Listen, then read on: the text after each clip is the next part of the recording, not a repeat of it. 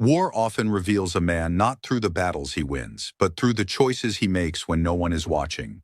Decorations, uniforms, and ceremonies may define rank, yet character shows itself in quieter moments, in habits, preferences, and sometimes in something as simple as the weapon a commander chooses to carry. During the Second World War, American generals were issued a sidearm meant to symbolize authority rather than survival. Most accepted it as a symbol of rank without question. Bradley accepted it as well, but chose to carry something else. And in that refusal lies the story of Omar Nelson Bradley, a commander whose strength came not from spectacle, but from trust. The offered weapon. In 1944, Bradley received the newly issued General Officer's pistol as part of standard Army issue. Compact and refined, it sat inside a tailored leather holster, decorated with gold hardware. It was the Colt Model 1908, chambered in .380 ACP. Light, discreet, and carefully designed for senior officers. Bradley lifted it, studying the craftsmanship. The pistol weighed just over 20 ounces, held 7 rounds, and carried a polished blue steel finish that reflected light like a ceremonial object. It was efficient, elegant, and distant from the brutal realities faced by infantrymen on the front lines.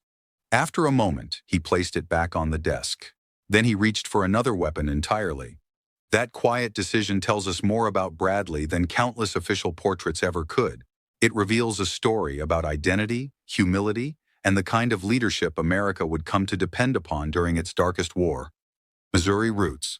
Omar Bradley's story began far from the grand strategy rooms of Washington or London. He was born on February 12, 1893, in Randolph County, Missouri, a landscape of open farmland, harsh winters, and practical people who measured worth through work rather than words. His father, a schoolteacher, died while Bradley was still young, leaving the family with little financial security. Before the Army entered his life, Bradley worked as a boilermaker, earning a living through physical labor.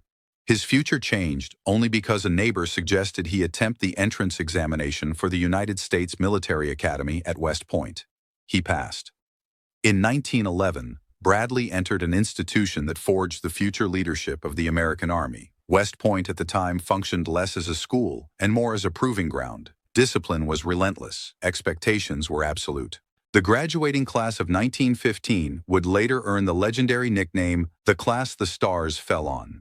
Out of 164 graduates, 59 eventually became generals. Among them stood a tall, driven cadet from Kansas, Dwight D. Eisenhower.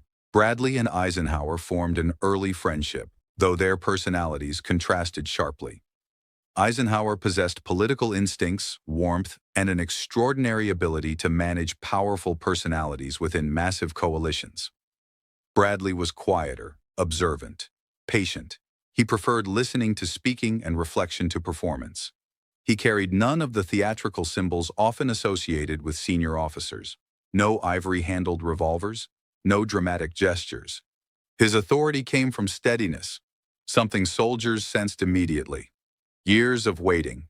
When America entered the First World War, Bradley expected combat. Instead, he remained stateside, assigned to guard copper mines in Montana. While many of his classmates earned medals in France, Bradley spent the war maintaining security across miles of fencing in the American West. It was disappointing work, devoid of glory. Yet Bradley performed it without complaint. That willingness to serve where needed, without demanding recognition, became the defining trait of his career. Through the 1920s and 1930s, he advanced quietly through a shrinking peacetime army. He taught mathematics at West Point, refining young officers rather than chasing personal fame. At Fort Benning's Infantry School, an exacting and brilliant instructor named George C. Marshall recognized Bradley's potential. Marshall valued competence over charisma, preparation over noise, qualities Bradley possessed in abundance. Assignments followed one after another, each seemingly routine, yet together forming preparation for a war no one could yet fully imagine. By September 1939, Bradley was a lieutenant colonel serving at the infantry school. At 46 years old, he had never commanded troops in combat. The American Army itself remained underfunded and hollow after years of economic depression, struggling to transform into the massive force modern warfare required. Soon, that transformation would depend heavily on him. A symbolic sidearm. Throughout American military tradition, generals selected their own sidearms, personal statements reflecting personality and style. George S. Patton's famous ivory-handled revolvers became icons of theatrical command presence. By 1944, however, the Army sought uniformity. Senior officers received the Colt Model 1908 pocket hammerless, designed by legendary firearms engineer John Moses Browning. Compact, snag-free, and easily concealed, it was ideal for officers not expected to fight directly. Roughly 3,100 of these pistols were issued before the war ended. Each came with an ornate leather holster, gold-fitted belt, decorative lanyard, and ammunition pouch, an ensemble meant to convey dignity and rank rather than battlefield practicality. Many generals understood its purpose immediately. In the Colt U.S. General Officer's Pistol, historian Horace Greeley recorded one officer's blunt assessment. He quickly gave his .380 pistol away, preferring instead the heavier .45 he trusted with his life. Among officers, the smaller weapon earned an unofficial nickname, a social pistol, appropriate for inspections, ceremonies, and photographs. Less convincing when bullets were flying, Bradley agreed. Instead of carrying the issued .380, he chose the same weapon trusted by American infantrymen, the Colt M1911, chambered in .45 ACP, designed not for elegance, but for survival, built with one purpose, to stop an enemy at close range. The decision mattered because Bradley refused to separate himself from the soldiers he commanded. The Learning War. In 1943, after the American defeat at Kasserine Pass exposed serious failures in leadership and training, Eisenhower relieved General Lloyd Fredendall and placed Bradley in command of 2 corps in Tunisia. The Army was shaken, inexperienced, and humiliated by Rommel's Africa Corps. Bradley responded not with speeches, but with presence. He traveled forward constantly, visiting frontline positions, speaking directly with officers and enlisted men. He asked questions. He listened carefully. Adjustments came not from paperwork, but from observation. He was not crafting a heroic image. He was rebuilding confidence. Later that summer in Sicily, serving under Patton's 7th Army, Bradley again commanded 2 corps. He observed Patton's aggressive brilliance, victories achieved at breathtaking speed alongside costly misjudgments. Bradley studied both successes and mistakes, learning the difference between dramatic leadership and sustainable command. By the time preparations began for the invasion of Europe, Eisenhower trusted Bradley with an immense responsibility: command of the American ground forces for the assault on Northwest Europe. On June 6, 1944, Bradley watched the D-Day landings from aboard the USS Augusta, binoculars fixed on the beaches of Utah and Omaha.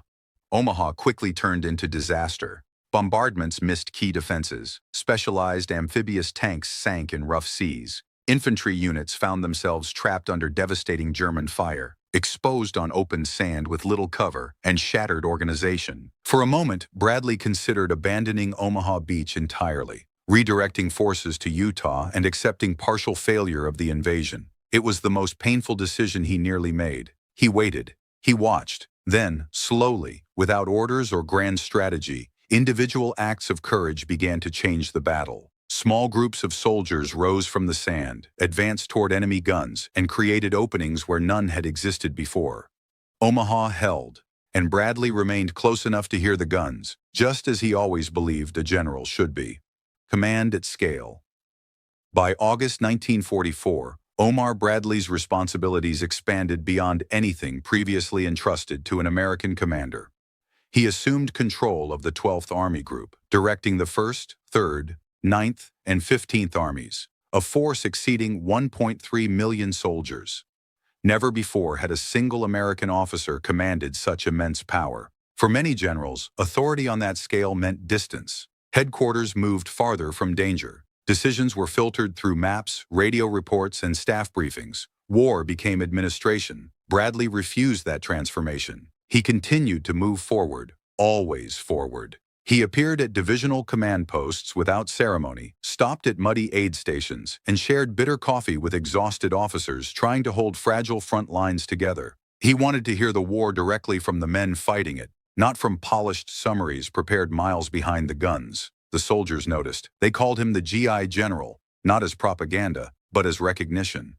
Bradley lived the way they lived, traveled the roads they traveled, and accepted the same risks. And in Bradley's mind, a soldier carried a soldier's weapon.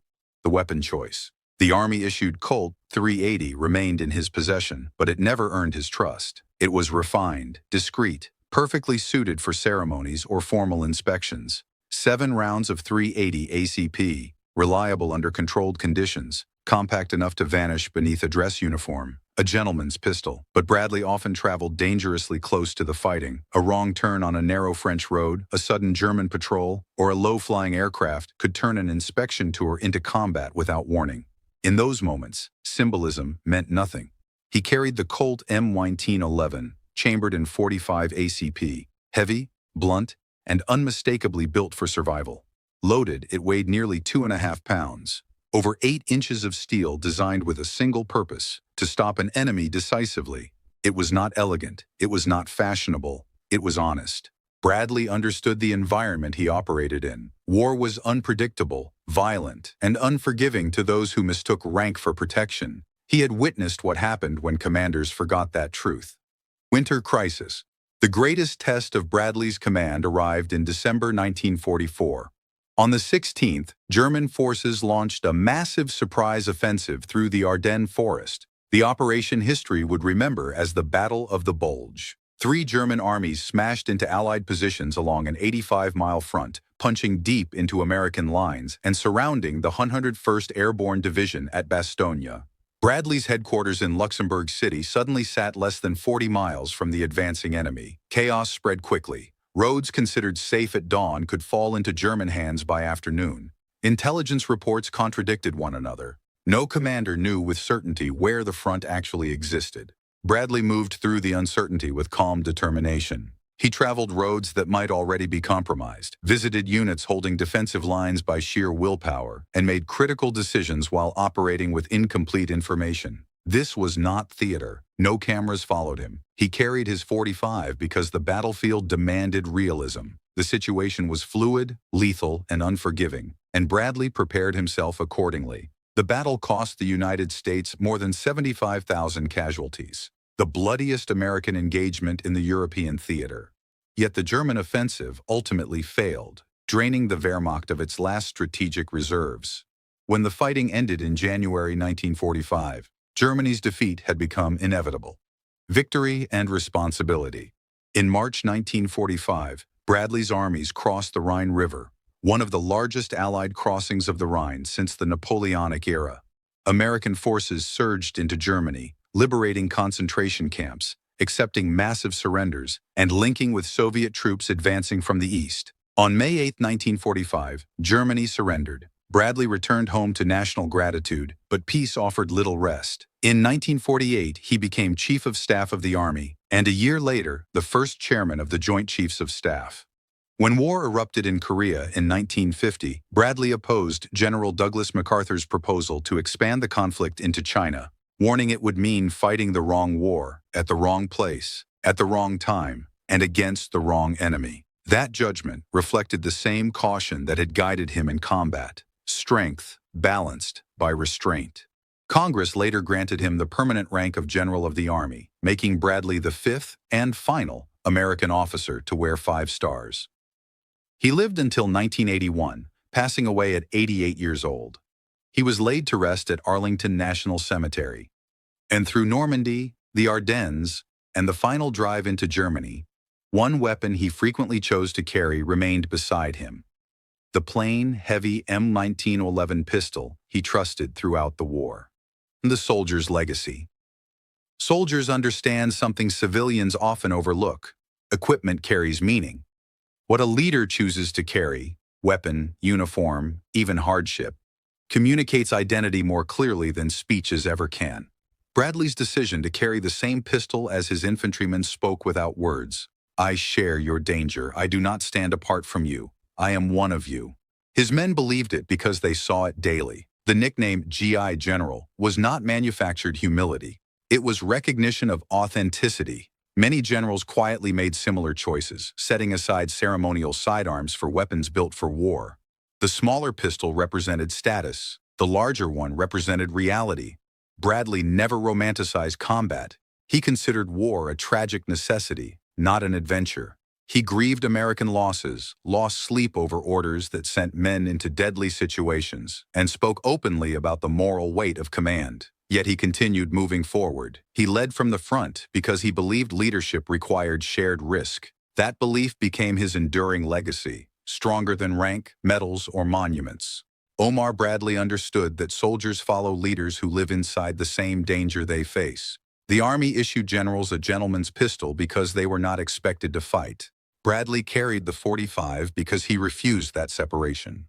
And in the most destructive war humanity had ever known, that quiet decision helped earn something no decoration could grant: the trust of the men who placed their lives in his hands.